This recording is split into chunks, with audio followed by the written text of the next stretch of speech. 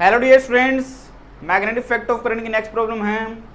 इस तरीके से ए और बी के अंदर अपने को दो सेमी सर्कुलर वायर दिए हुए हैं जिनकी रेडियस है 1 मीटर और ये दोनों 1 टेस्ला के मैग्नेटिक फील्ड के अंदर रखे गए हैं और इन दोनों की ही जो प्लेन है, दोनों सेमी सर्कुलर वायर की जो प्लेन है वो मैग्नेटिक फील्ड के परपेंडिकुलर है। क्वेश्चन में अपने को दोनों के अंदर जो टोटल फोर्स है मैग्नेटिक फोर्स, उसका मैग्नीट्यूड कितना होगा ये अपने को फाइंड करना है। तो अपन ये देख सकते हैं कि जब कोई रैंडमली शेप्ड का वायर हो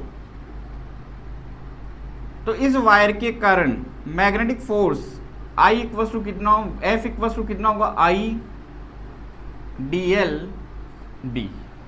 और ये dl यहाँ से स्मॉल पीस कट कर लिया मैंने, जिसका मैं A से लेके कहाँ तक इंटीग्रेशन करूंगा, B तक। इसका मीन्स जब भी अपन मैग्नेटिक फोर्स निकालते हैं तो जो वायर की जो लेंथ होती है वो इनिशियल और फाइनल पॉइंट, दो पॉइंट्स के बीच की क्या होगी, सीधी डिस्टेंस होगी। अगर इस वायर के अंदर A और B एक ही जगह आ जाए, एक ही पॉइंट हो, तो मैं इंटीग्रेशन कितना होगा इसका, 0। इसका मीन्स अगर कोई वायर जिसके अंदर जो करंट है वो क्लोज लूप बनाए तो उसके कारण मैग्नेटिक फोर्स कितना होगा, 0। अब अपन ये देख सकते हैं फर्स्ट के अंदर अगर आते हैं अपन, तो ये 2 एम्पियर का जो करंट है वो एक क्लोज लूप बना रहा है, तो इसके कारण मैग्नेटिक फोर्स कितना होगा, 0 होगा। दूसरे तरीके से अपन डायरेक्शन फाइंड करके भी इसको अपन कर सकते हैं। ये पॉइंट है यहाँ पे C, ये A और ये B, A और B के बीच में ही कनेक्ट है ये दोनों वायर, तो मैं ये लिख सकता हूँ AB और FACB, दोनों के कारण जो फोर्स होगा वो सेम रहेगा। तो अब देखिए अपन मैग्नेटिक फील्ड किधर है, अंदर की तरफ, करंट किधर पास हो रहा है, इधर। तो इस वायर के ऊपर जो फोर्स है वो किधर लग रहा है, ऊपर की तरफ, और ये करंट किधर फ्लो हो रहा है, B से A।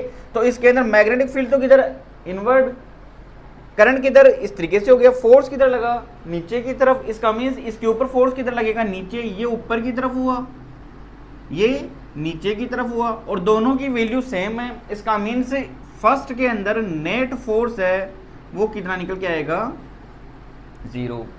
अब यहाँ पर B के अंदर आते हैं, यहाँ पे क्लोज लूप नहीं बन रहा, यहाँ पे ये करंट A से B तक और यहाँ पे भी A से B तक, यहाँ पे मैग्नेटिक फोर्स 0 नहीं होगा। तो इसके ऊपर तो फोर्स किधर लगेगा, ऊपर की तरफ। इसके ऊपर भी फोर्स किधर लगेगा, ऊपर की तरफ, और दोनों की वैल्यू क्या है, सेम है। इसका मीन्स नेट फोर्स कितना निकल के आएगा, 2F। तो 2F कितना, ILB।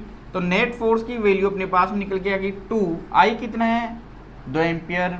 लेंथ कितनी होगी इसकी, 1 मीटर है, तो टोटल कितनी हुई यहाँ से, 2 मीटर हो गई। मैग्नेटिक फील्ड कितना है, 1 हो गया। तो नेट फोर्स अपने पास में निकल के आया 8 न्यूटन।